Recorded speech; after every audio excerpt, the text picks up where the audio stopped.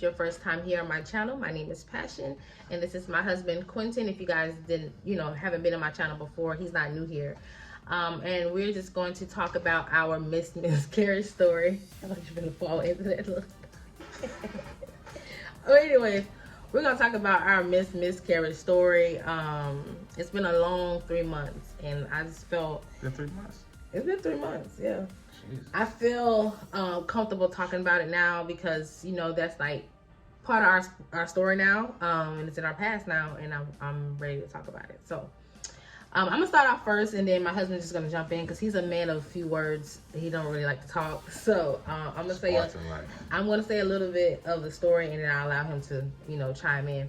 So basically, what happened was on our first prenatal appointment, we went into the doctor office. For our first appointment, I was about 8 weeks exact, and when we went to the doctor, everything was fine. They were doing my vitals, the normal things what they do in the routine, and then it came to doing the ultrasound. And when they did the ultrasound, she was very concerned because the only thing she could see was a sac. She couldn't see a yolk sac or a fetal pole, so we were like kind of like devastated and blindsided because we didn't expect that to happen, because our first pregnancy, everything was like a breeze, So after that, we left and went and got another opinion because I was just like my husband was saying that he think that they weren't looking hard enough because he felt like they're being too gentle, and I was just like, yeah, let's go get a second opinion. So we went to another place. It's here in Orlando. It's like a church, and they do like ultrasounds and pregnancy tests there. So we did it. I came there pretending like I didn't know I was pregnant, but I knew. But we just wanted the free ultrasound. So we did the ultrasound, and it was pretty much the same thing. She didn't see anything. To get that? What? Of course. Was that at a church? Well, so I had nothing to do with it, guys. Well, no, I just said I didn't know I was pregnant, but I knew. But anyway, so we did another ultrasound, and basically the lady was saying, if you're this far along, I should see something by now. She said, this doesn't look like a viable pregnancy. She said, your best bet, because she was just like a tech at the center. She was saying to go to emergency room to be seen and go from there. But she said, this doesn't look good. But she said, I'm not a doctor. So we went to emergency room, but we both grieved after that. I was crying, my husband was crying because, we didn't expect this to be a part of our journey, because normal day of life is what we're thinking. Yeah, like we're gonna go there, see the baby, and then move on. And we had already told our family and close friends, right? Because with our son, we told people a little early, in our family, that is, and we didn't expect this. So, boy, you told your daddy. I didn't tell. But anyway, so that happened, and I had a brain fart. So yeah, that happened, and yeah. So you want to chime in and say your part, like how you felt during the miscarriage, news of things not working out, how you felt, your emotions, like give them the raw, how you really felt. I just felt cursed at that point, like what was going on, like I didn't expect it, and I was like, I'm just doing everything right, I'm nice to people, I help out everybody I can, I just try to be a charitable person. Just didn't expect that, you see how everybody go through their different things with children, like nobody wants their kids, deadbeat dads and crackheads having babies and stuff like that, you doing your thing, you trying to be good, and just bad happens to you, and you be like, why? It just hurts. But you gotta talk to people, I guess, and get it over with. You can't just keep it bottled up, kind of cried it out, talked to a couple of my close friends, they gave me some good support. So, my wife, we kind of fought with crying, when she cried, I'd not cry. When I cried, she had to suck it up, I come in and she crying, I'd be like, oh, I was about to cry too. Well, you all right? Yeah. You can't just both be pity parties sitting here holding each other, So, it was rough. That's basically our grieving. Like he said, when he's crying, I have to be the tough one to encourage him through it. And then when I cry, he had to do the same. And same with me, like I had to lean on some friends. Not all my friends knew, and then who did knew, they did check on me. But we were just trying to come to terms with what's going to happen with the pregnancy, even though it was a wanted pregnancy. Like I said, our son was planned and this baby was planned. So we were just going through the motions of grief, questioning God, because I'm like, God, and my husband said, we're good people. And we're like, why would we have to go through something like this? Because God said in his word for us to, have dominion on the land and subdue and multiply. So we're doing that. We're married. So we're like, God, this is legal. This is a legal covenant. So why are we being punished? We felt like God forgot about us, and we felt like somebody tried to curse our pregnancy. And that's why they say don't, announce your pregnancy so early, because you never know. And then, and not try to just be religious and deep. Sometimes, with science, basically they diagnosed me with a blighted ovum. So basically the egg did implant in the womb, in the uterus, but the fetus never formed all the way. Or it started to form but stopped growing, and then there was never a heartbeat. So, that's the science way of looking into my blighted ovum. And then us, because we're Christians, we look at it in the spiritual perspective. We're trying to have faith. We start to pray through that time. I feel like me and him, my husband and I, we prayed like the hardest throughout that time, because we were like fighting for the child. But at the same time, I felt like helpless, because as parents and as my husband being like you're a protector, so he can't protect the baby in my womb, because there's something that we can't control. It's nature. So it's not like he can go inside me and save the baby, right? Or to allow things to be different. It just didn't work out that way. So unfortunately, it was the Lord's will. I was upset with God. I'm not gonna lie. I had friends telling me, trust God. I'm like, how can I trust God? And he allowed this to happen.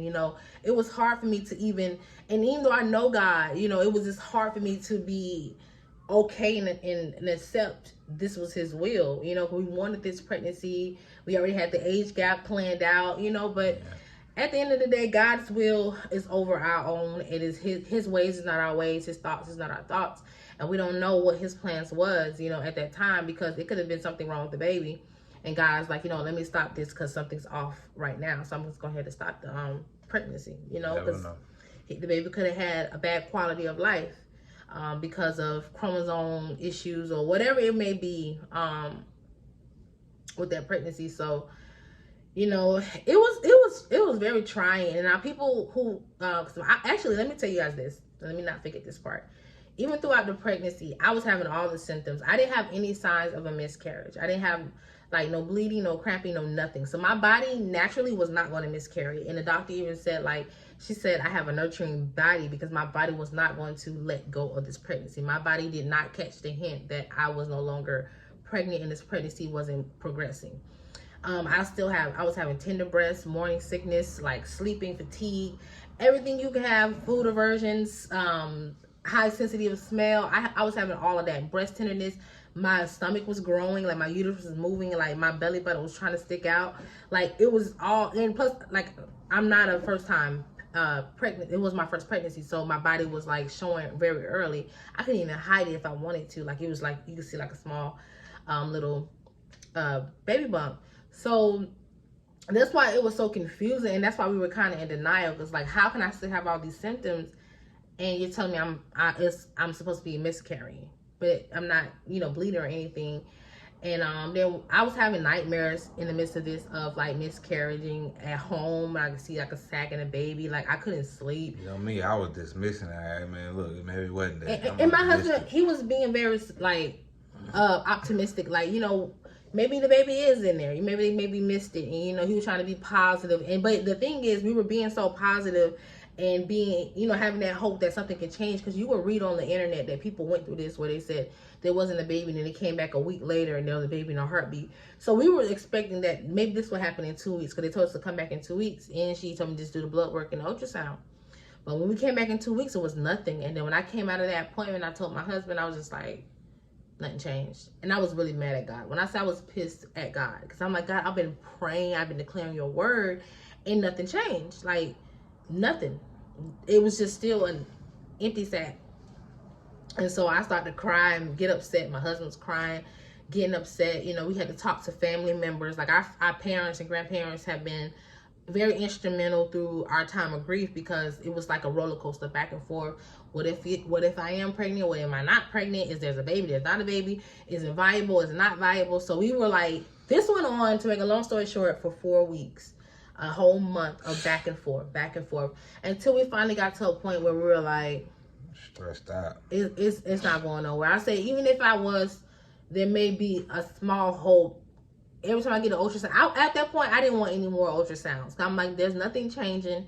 The ultrasounds all look the same. It's just time to go ahead and do. And then they wanted me, and then plus I started getting like a high blood pressure throughout that time. Maybe because I was under a lot of stress with the whole pregnancy, but my blood pressure was elevated. I was telling the doctor, I feel like it had something to do with the pregnancy. Even though they were saying that I'm not in the second trimester, I was 12 weeks pregnant based on my period. I'm basically 12 weeks pregnant because I prolonged it from 8 weeks to 12 weeks.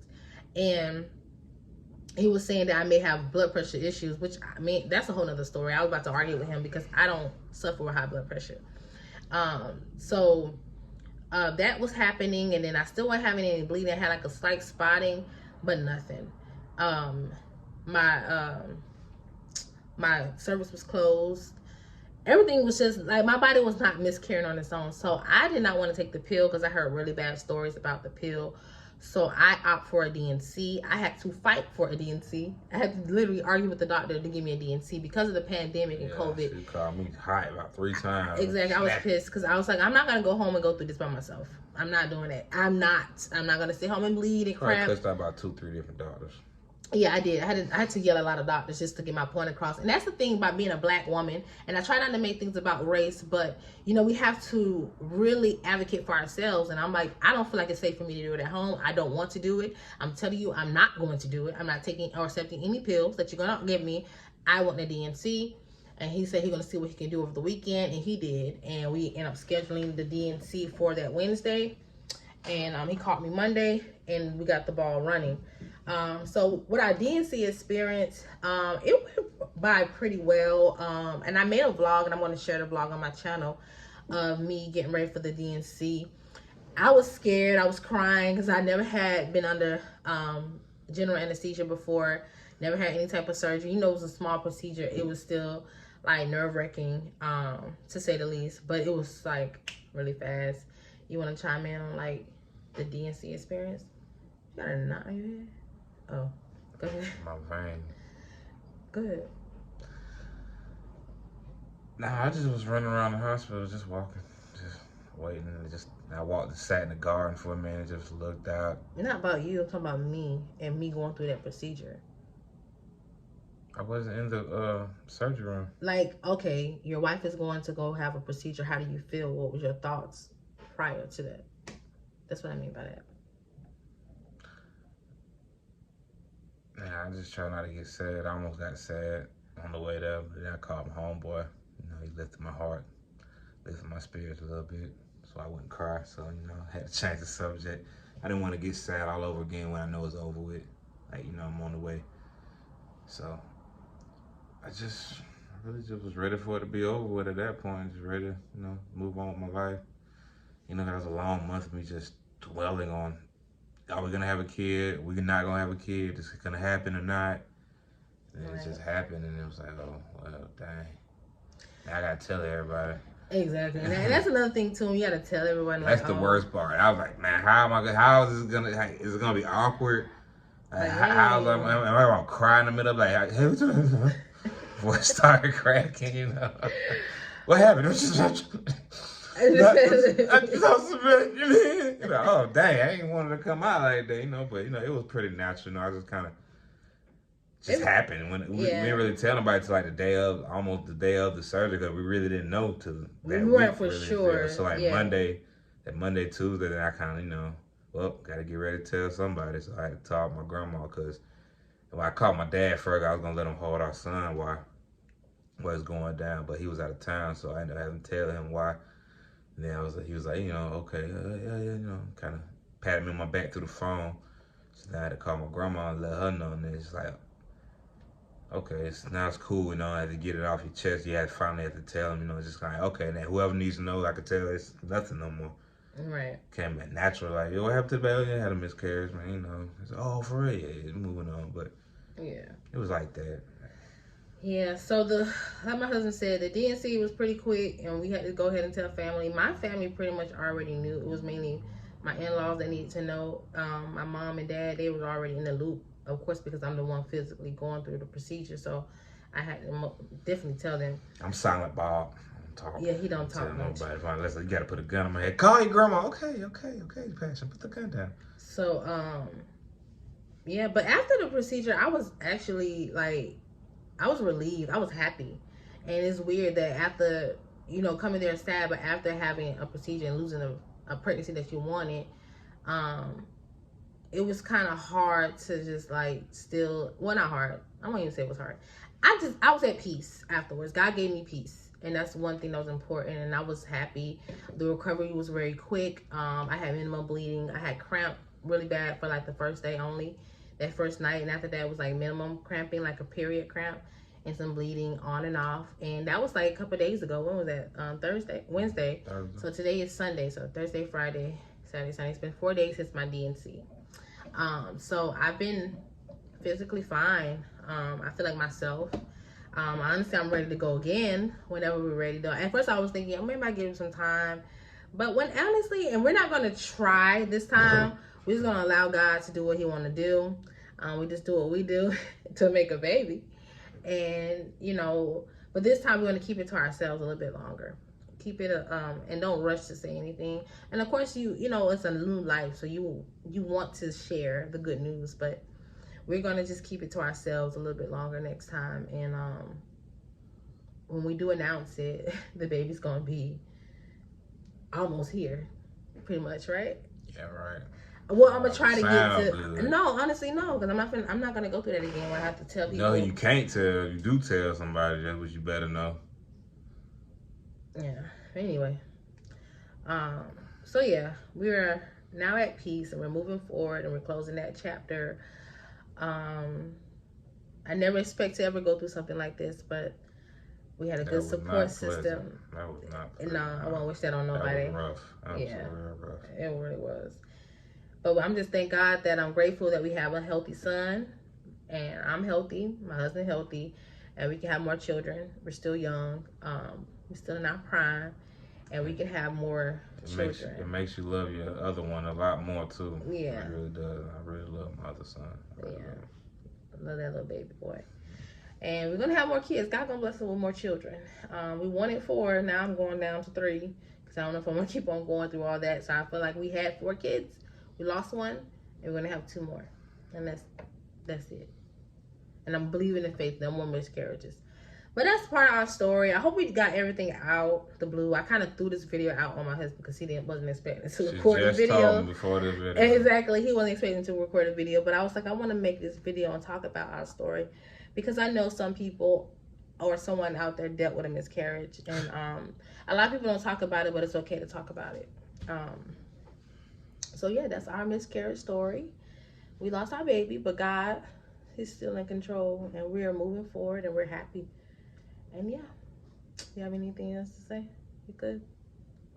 You asked me that one more time. No, I'm saying you got anything else to say to them before you I asked close me it that up? 3 times already. I done closed 3 times. I have nothing else to say.